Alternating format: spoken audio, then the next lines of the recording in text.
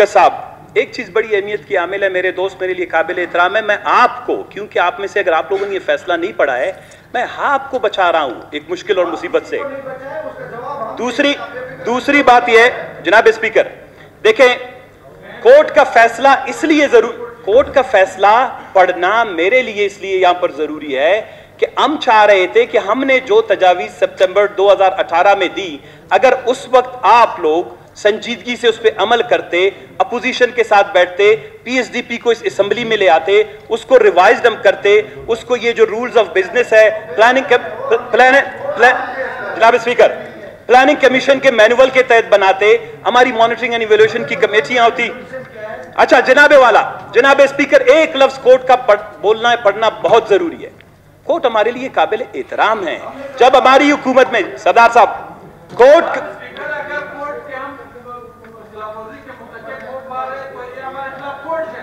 Sir से मजीद भी PSDP बंद करवाए, पहले भी लोगों ने बंद करवाई है, ये भी बंद करवाए। हमें पता है कि ये बलूचिस्तान के आवाम के लिए क्या चाहते हैं। असगर खान साहब एक मिनट ये बात पूरे कर लें।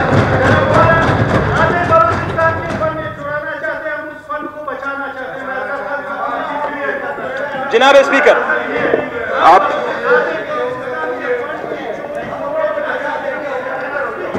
ऑर्डर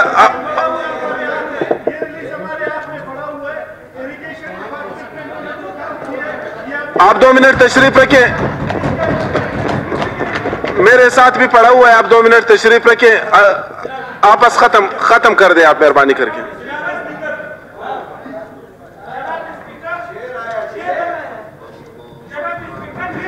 हुकूमत का गंद है।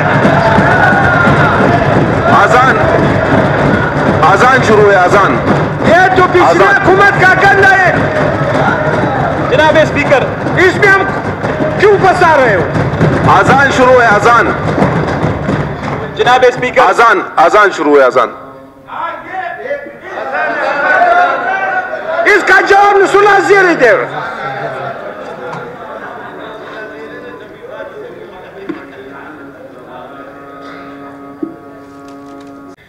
एहतराम में मैं सिर्फ 2 आखिरी एक जो कोर्ट के हम सब के लिए काबिल तो अफसोस होता है कि जब किसी हुकूमत के हवाले से कोर्ट के इस तरह के रिमार्क्स आते हैं। पैरा 3 है, we have observed that the government is not clear about different orders of this court. Therefore, once again, it is reiterated that the constitutional petition has been filed for implementation of the judgment of the Honorable Supreme Court. यानी हमारी अदालत ये कहती है कि जो मौजूदा हुकूमत है वो कोर्ट के आर्डर्स के बारे में वो क्लियर नहीं है। और आखिर में जो ये एक लफ्ज इस्तेमाल किया गया है, to the government for the implementation of the judgment of the Honorable Supreme Court, but it seems that the government is confused.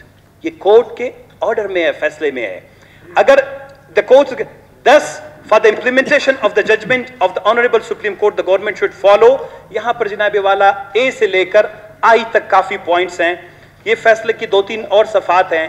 मैं आखिर में सिर्फ इतनी गुजारिश करना चाहूंगा, यहां पर जाम साहब मोहतरम इस वक्त यहां पे नहीं है, वजीर आला बलोचिस्तान है, उन्होंने यहां पे 1-2 कमिटमेंट्स की, और वो कमिटमेंट्स एक आप कोर्ट में कोई बात करते हैं, अगर उससे मुकर जाए तो तौहीन अदालत होती है।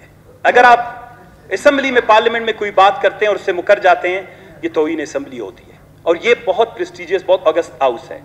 ये जाम साहब का बयान है 2 अक्टूबर 2018 को, हमारी तकरीरों के बाद suggestions on PSDP from members would be taken seriously.